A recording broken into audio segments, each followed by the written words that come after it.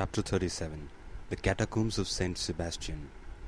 In his whole life, perhaps, Franz had never before experienced so sudden an impression, so rapid a transition from gaiety to sadness as in this moment. It seemed as though Rome, under the magic breath of some demon of the night, had suddenly changed into a vast tomb. By a chance which added yet more to the intensity of the darkness, the moon, which was on the wane, did not rise until 11 o'clock, and the streets which the young man traversed were plunged in the deepest obscurity. The distance was short, and at the end of 10 minutes his carriage, or rather the Count's, stopped before the Hôtel de Londres. Dinner was waiting, but as Albert had told him that he should not return so soon, Franz sat down without him. Signor Pastrini, who had become accustomed to see them dine together, inquired into the cause of his absence, but Franz merely replied that Albert had received on the previous evening an invitation which he had accepted. The sudden extinction of the Moccolieti, the darkness which had replaced the light, and the silence which had succeeded the turmoil, had left in Franz's mind a certain depression which was not free from uneasiness. He therefore dined very silently, in spite of the officious attention of his host, who presented himself 2 or 3 times to inquire as if he wanted anything. Franz resolved to wait for Albert as late as possible. He ordered the carriage, therefore, for 11 o'clock, desiring Signor Pastrini to inform him the moment that Albert returned to the hostel. Franz resolved to wait for Albert as late as possible. He ordered the carriage, therefore, for 11 o'clock, desiring Signor Pastrini to inform him the moment that Albert returned to the hotel. At 11 o'clock, Albert had not come back. Franz dressed himself and went out, telling his host that he was going to pass the night at the Duke of Bracciano's. The house of the Duke of Bracciano is one of the most delightful in Rome. The Duchess, one of the last heiresses of the Colonnas, does its honours with the most consummate grace, and thus their fêtes have a European celebrity. Franz and Albert had brought to Rome letters of introduction to them, and their first question on his arrival was to inquire the whereabouts of his travelling companion. Franz replied that he had left him at the moment they were about to extinguish the Moccoli, and that he had lost sight of him in the Via Macello. "Then he has not returned," said the Duke. "I waited for him until this hour," replied Franz. "And do you know whither he went?" "No, not precisely. However, I think it was something very like a rendezvous." "Diavolo," said the Duke, "this is a bad day, or rather a bad night, to be out late, is it not, Countess?" These words were addressed to the Countess G., who had just arrived, and was leaning on the arm of Signor Torlonia, the Duke's brother. "I think, on the contrary, that it's a charming night," replied the Countess, "and those who are here will complain of but one thing. It's too rapid flight." "I am not speaking," said the Duke with a smile, "of the persons who are here.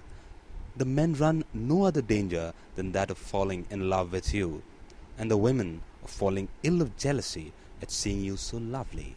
I meant persons who are out in the streets of Rome." "Ah," asked the Countess, "who is out in the streets of Rome at this hour, unless it be to go to a ball?" "Our friend Albert de Morcerf, Countess, whom I left in pursuit of his unknown about 7 o'clock this evening," said Franz, "and whom I have not seen since." "And don't you know where he is?" "Not at all." "Is he armed?" "He is in masquerade." "You should not have allowed him to go," said the Duke to Franz. "You, who know Rome better than he does."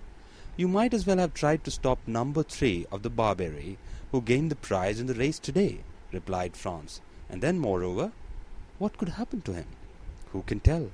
The night is gloomy, and the Tiber is near the Via Macello." Franz felt a shudder run through his veins at observing the feeling of the Duke, and the Countess was so much in unison with his own personal disquietude. "I informed them at the hotel that I had the honour of passing the night here, Duke," said Franz, "and desired them to come and inform me of his return." "Ah," replied the Duke, "here, I think, is one of my servants who is seeking you."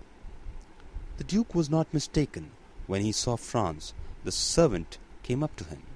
"Your Excellency," he said, "the master of the Hôtel de Londres has sent to let you know that a man is waiting for you with a letter from the Vicomte of Morcerf." "A letter from the Viscount?" exclaimed Franz. "Yes, and who is the man?" "I do not know. Why did he not bring it to me here?" "The messenger did not say." "And where is the messenger?" "He went away directly. He saw me enter the ballroom to find you." "Oh," said the Countess to Franz, "go with all speed. Poor young man. Perhaps some accident has happened to him." "I will hasten," replied Franz. "Shall we see you again to give us any information?" inquired the Countess. "Yes, if it is not any serious affair. Otherwise I cannot answer to what I may do myself." "Be prudent in any event," said the Countess. "Oh, pray be assured of that." Franz took his hat and went away in haste. He had sent away his carriage with orders for it to fetch him at 2 o'clock. Fortunately, the Palazzo Bracciano, which is on one side of the Corso and on the other side of the Square of the Holy Apostles, is hardly 10 minutes' walk from the Hôtel de Londres. As he came near the hotel, Franz saw a man in the middle of the street. He had no doubt that it was the messenger from Albert. The man was wrapped up in a large cloak. He went up to him, but to his extreme astonishment, the stranger first addressed him. "What wants your Excellency of me?" inquired the man, retreating a step or two, as if to keep on his guard. "Are not you the person who brought me a letter?" inquired Franz, "from the Viscount of Morcerf? Your Excellency lodges at Pastrini's hotel?" "I do." "Your Excellency is the travelling companion of the Viscount?" "I am." "Your Excellency's name is the Baron Franz d'Épinay." "Then it is to your Excellency that this letter is addressed." "Is there any answer?" inquired Franz, taking the letter from him. "Yes, your friend at least hopes so." "Come upstairs with me, and I will give it to you." "I prefer waiting here," said the messenger with a smile. "And why?"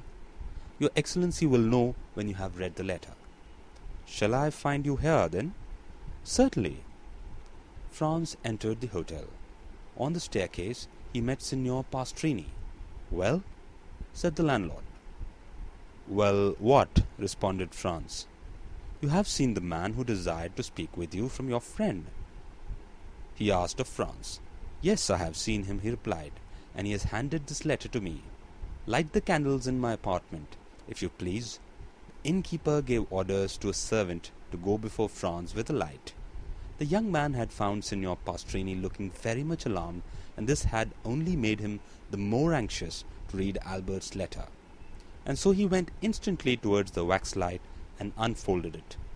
It was written and signed by Albert. Franz read it twice before he could comprehend what it contained.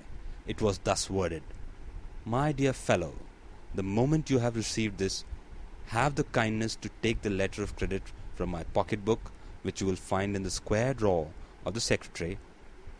Add your own to it. If it be not sufficient, run to Torlonia, draw from him instantly 4,000 piastres, and give him to the bearer. It is urgent that I should have this money without delay. I do not say more, relying on you as you may rely on me. Your friend, Albert de Morcerf. P.S. I now believe in Italian banditti."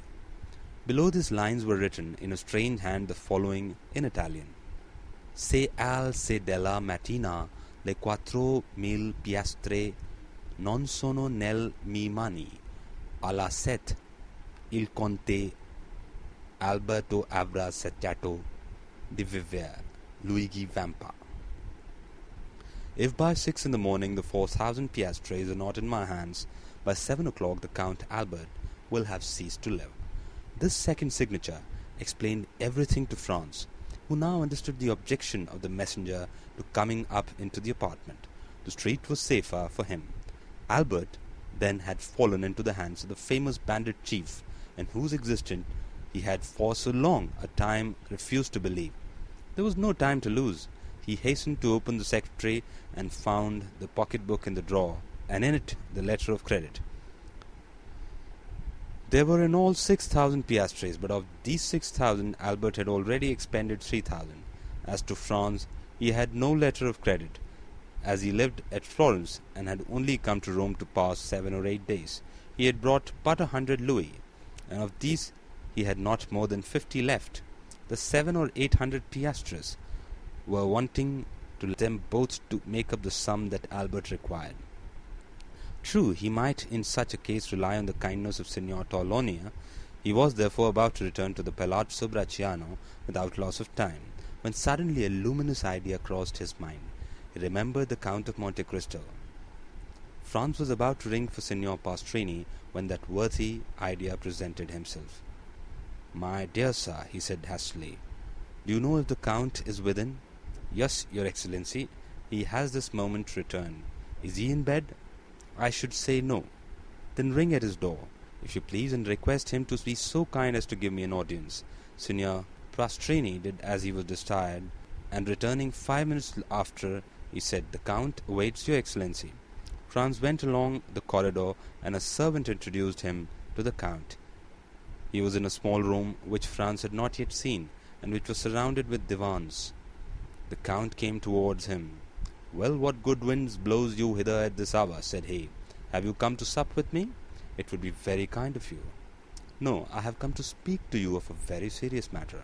"A serious matter," said the Count, looking at Franz with the earnestness usual to him. "And what may it be? Are we alone?" "Yes," replied the Count, going to the door and returning. Franz gave him Albert's letter. "Read that," he said. The Count read it. "Well, well," said he. "Did you see the postscript?" "I did, indeed." "Se al se della mattina le 4.000 piastre non sono nel mi mana. Alla sette il Conte Alberto avrà cessato di vivere. Luigi Vampa." "What think you of that?" inquired Franz. "Have you the money he demands?" "Yes, all but 800 piastres." The Count went to his secretary, opened it, and pulling out a drawer filled with gold, said to Franz, "I hope you will not offend me by applying to you anyone but myself. You see, on the contrary, I come to you first and instantly, and I thank you. Have what you will." And he made a sign to Franz to take what he pleased. "Is it absolutely necessary, then, to send the money to Luigi Vampa?" asked the young man, looking fixedly in his turn at the Count. "Judge for yourselves," replied he. "The postscript is explicit." "I think that if you would take the trouble of reflecting, you could find a way of simplifying the negotiation," said Franz. "How so?" returned the Count with surprise. "If we were to go together to Luigi Vampa, I am sure he would not refuse you Albert's freedom. What influence can I possibly have over a bandit? Have you not just rendered him a service that can never be forgotten?" "What is that?" "Have you not saved Peppino's life?" "Well, well," said the Count, "who told you that?" "No matter, I know it." The Count knit his brows, and remained silent an instant. "And if I went to seek Vampa, would you accompany me, if my society would not be disagreeable?" "Be it so. It's a lovely night, and a walk without Rome will do us both good. Shall I take my arms? For what purpose? Any money? It is useless. Where is the man who brought the letter?" "In the street." "He awaits the answer?" "Yes." "I must learn where we are going. I will summon him hither." "It is useless. He would not come up. To your apartments perhaps, but he will not make any difficulty at entering mine." The Count went to the window of the apartment that looked on the street, and whistled in a peculiar manner. The man in the mantle quitted the wall, and advanced into the middle of the street. "Salite," said the Count, in the same tone in which he would have given an order to his servant. The messenger obeyed without the least hesitation, but rather with alacrity, and mounting the steps at a bound, entered the hotel. 5 seconds afterwards he was at the door of the room. "Ah, it is you, Peppino," said the Count, but Peppino, instead of answering, threw himself on his knees, seized the Count's hand, and covered it with kisses. "Ah," said the Count, "you have then not forgotten that I saved your life." "That is strange, for it is a week ago." "No, Excellency, and never shall I forget it," returned Peppino with an accent of profound gratitude. "Never? That is a long time. But it is something that you believe so. Rise and answer." Peppino glanced anxiously at Franz. "Oh, you may speak before His Excellency," said he. "He is one of my friends." "You allow me to give you this title," continued the Count in French. "It is necessary to excite this man's confidence." "You can speak before me," said Franz. "I am a friend of the Count's." "Good," returned Peppino, I am ready to answer my questions your Excellency may address to me. How did the Viscount Albert fall into Luigi's hands? Excellency, the Frenchman's carriage passed several times, the one in which was Teresa, the chief's mistress. Yes, the Frenchman threw her a bouquet. Teresa returned it. All this with the consent of the chief, who was in the carriage. What? Was Luigi Vampa in the carriage with the Roman peasants? Cried Franz. It was he who drove, disguised as the coachman, replied Peppino. Well? Said the Count. Well, then the Frenchman took off his mask. Teresa, with the chief's consent, did the same. The Frenchman asked for a rendezvous. Teresa gave him one. Only, instead of Teresa, it was Beppo who was on the steps of the church of San Giacomo. What? Exclaimed Franz. The peasant girl who snatched his mocoletto from him was a lad of 15, replied Peppino. But it was no disgrace to your friend to have been deceived. Beppo was taken in plenty of others. And Beppo led him outside the walls, said the Count. Exactly so. A carriage was waiting at the end of the Via Macello. Beppo got in, inviting the Frenchman to follow him, and he did not wait to be asked twice. He gallantly offered the right-hand seat to Beppo, and sat by him. Beppo told him he was going to take him to a villa a league from Rome. The Frenchman assured him he would follow him to the end of this world. The coachman went to the Via di Ripetta and the Porta San Paola, and when they were 200 yards outside, as the Frenchman became somewhat too forward, Beppo put a brace of pistols to his head. The coachman pulled up and did the same.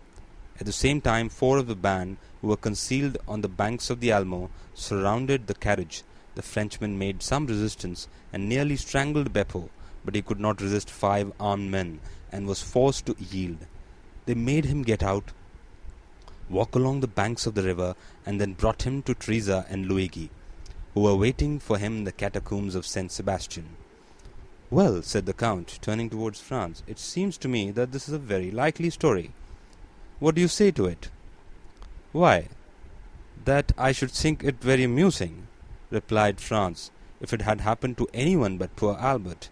And in truth, if you had not found me here, said the Count, it might have proved a gallant adventure, which would have cost your friend dear. But now he is assured his alarm will be the only serious consequence. And shall we go and find him? Inquired Franz.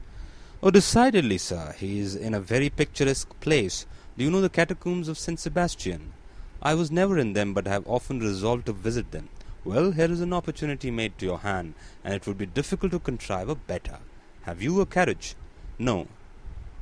That is of no consequence. I always have one ready day and night. Always ready? Yes. I am a very capricious being, and I should tell you that sometimes when I rise, or after my dinner, or in the middle of the night, I resolve on starting for some particular point, and away I go. The Count rang, and a footman appeared. Order out the carriage, he said, and remove the pistols which are in the holsters. You need not waken the coachman. Ali will drive. In a very short time the noise of wheels was heard, and the carriage stopped at the door. The Count took out his watch. 12:30, he said. We might start at 5 o'clock and be in time, but the delay may cause your friend to pass an uneasy night, and therefore we had better go with all speed to extricate him from the hands of the infidels. Are you still resolved to accompany me? More determined than ever. Well then, come along. Franz and the Count went downstairs, accompanied by Peppino. At the door they found the carriage. Ali was on the box, in whom Franz recognized the dumb slave of the grotto of Monte Cristo. Franz and the Count got into the carriage. Peppino placed himself beside Ali, and they set off at a rapid pace. Ali had received his instructions, and went down the Corso, crossed the Campo Vaccino, went up the Strada San Gregorio, and reached the gates of St. Sebastian. Then the porter raised some difficulties, but the Count of Monte Cristo produced a permit from the governor of Rome, allowing him to leave or enter the city at any hour of the day or night. The portcullis was therefore raised. The porter had a louis for his trouble, and then went on their way. The road which the carriage now traversed was the ancient Appian Way, and bordered with tombs. From time to time, by the light of moon which began to rise, Franz imagined that he saw something like a sentinel appear at various points among the ruins, and suddenly retreat into the darkness on a signal from Peppino. A short time before they reached the baths of Caracalla, the carriage stopped. Peppino opened the door, and the Count and the Franz alighted. "In 10 minutes," said the Count to his companion, "we shall be there." He then took Peppino aside, gave him an order in a low voice, and Peppino went away, taking with him a torch brought with them in the carriage. 5 minutes elapsed, during which Franz saw the shepherd going along a narrow path that led over the irregular and broken surface of the Campagna, and finally he disappeared in the midst of the tall red herbage, which seemed like the bristling mane of an enormous lion. "Now," said the Count, "let us follow him." Franz and the Count in their turn then advanced along the same path, which at the distance of 100 paces led them over a declivity to the bottom of a small valley. They then perceived 2 men conversing in the obscurity. "Ought we to go on?" asked Franz the Count, "or shall we wait a while?" "Let us go on. Peppino will have warned the sentry of our coming." One of the 2 men was Peppino, and the other a bandit on the lookout. Franz and the Count advanced, and the bandit saluted them. "Your Excellency," said Peppino, addressing the Count, "if you will follow me, the opening of the catacombs is close at hand." "Go on, then," replied the Count. They came to an opening behind a clump of bushes and in the midst of a pile of rocks, by which a man could scarcely pass. Peppino glided first into this crevice. After they got along a few paces, the passage widened. Peppino passed, lighted his torch, and turned to see if they came after him. The Count first reached an open space, and Franz followed him closely. The passageway sloped in a gentle descent, enlarging as they proceeded. Still, Franz and the Count were compelled to advance in a stooping posture, and were scarcely able to proceed abreast of one another. They went on 150 paces in this way, and then were stopped by. "Who comes there?" At the same time they saw the reflection of a torch on a carbine barrel. "A friend," responded Peppino, and advancing alone towards the sentry, he said a few words to him in a low tone, and then he, like the first, saluted the nocturnal visitors, making a sign that they might proceed. Behind the sentinel was a staircase with 20 steps. Franz and the Count descended these, and found themselves in a mortuary chamber. 5 corridors diverged like the rays of a star, and the walls dug into niches, which were arranged one above the other in the shape of coffins, showed that they were at last in the catacombs. Down one of the corridors, whose extent it was impossible to determine, rays of light were visible. The Count laid his hand on Franz's shoulder. "Would you like to see a camp of bandits in repose?" he inquired. "Exceedingly," replied Franz. "Come with me." Then Peppino put out the torch. Peppino obeyed, and Franz and the Count were in utter darkness, except that 50 paces in advance of them a reddish glare, more evident since Peppino had put out his torch, was visible along the wall. They advanced silently, the Count guiding Franz, as if he had the singular faculty of seeing in the dark. Franz himself, however, saw his way more plainly in proportion as he went on towards the light, which served him in some manner as a guide. 3 arcades were before them, and the middle one was used as a door. These arcades opened on one side into the corridor where the Count and the Franz were, and on the other into a large square chamber, entirely surrounded by niches similar to those of which we have spoken. In the midst of this chamber were 4 stones, which had formerly served as an altar, as was evident from the cross which still surmounted them. A lamp placed at the base of a pillar lighted up with its pale and flickering flame the singular scene which presented itself to the eyes of the 2 visitors concealed in the shadow.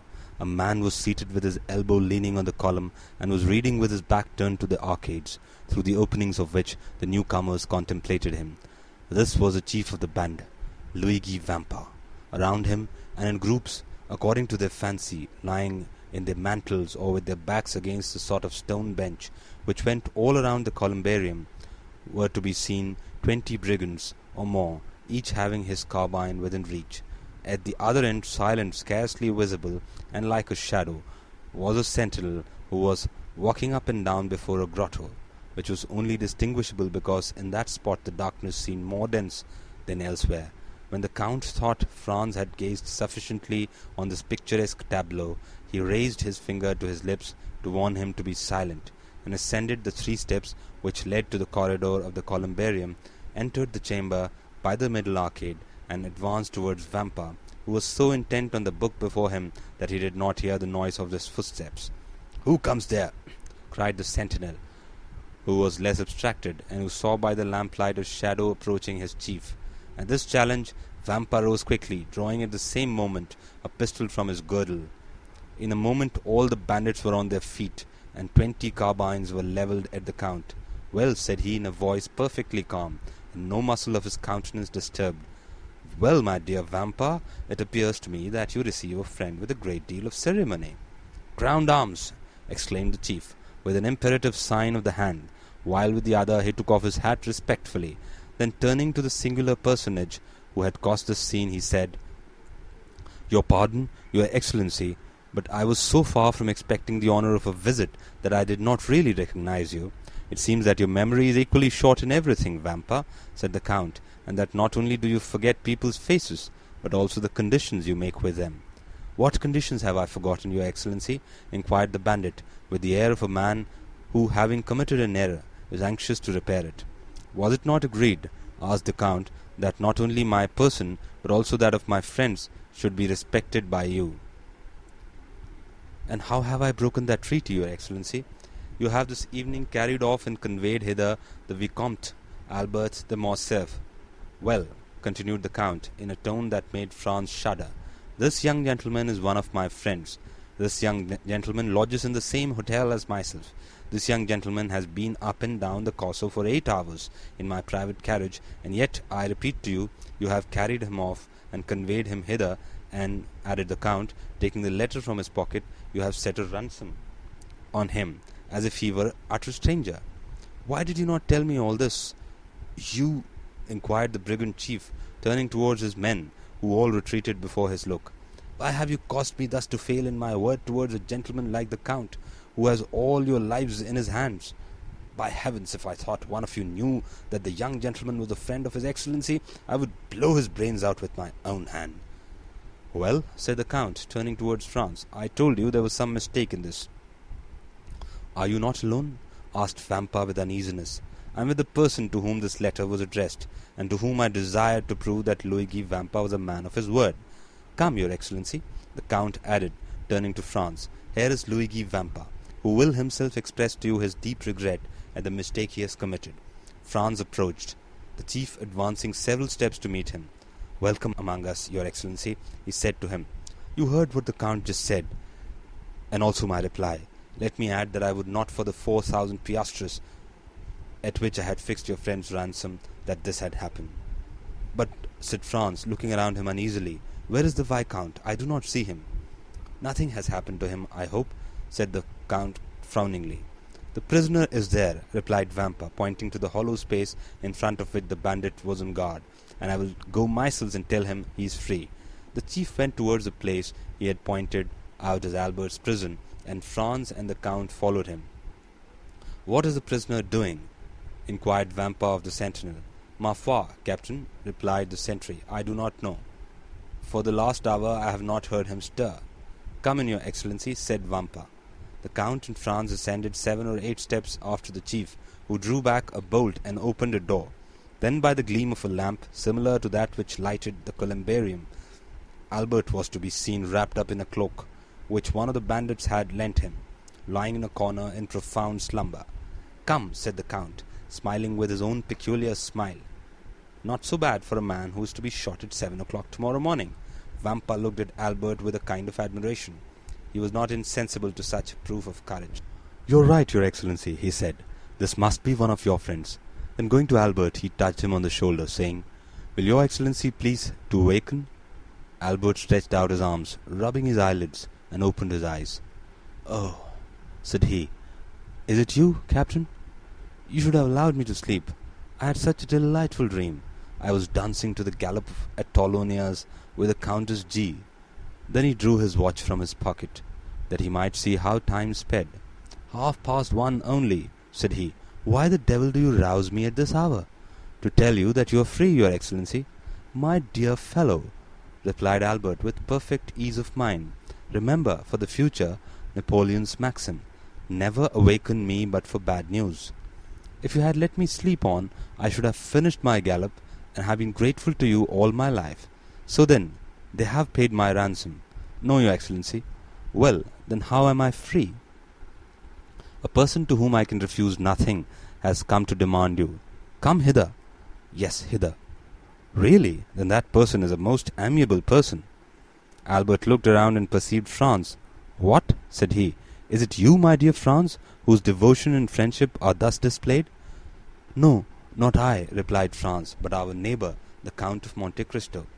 "Oh, my dear Count," said Albert gaily, arranging his cravat and wristbands, "you are really most kind, and I hope you will consider me as under eternal obligations to you, and in the first place for the carriage, and in the next for this visit." And he put out his hand to the Count, who shuddered as he gave his own, but who nevertheless did give it.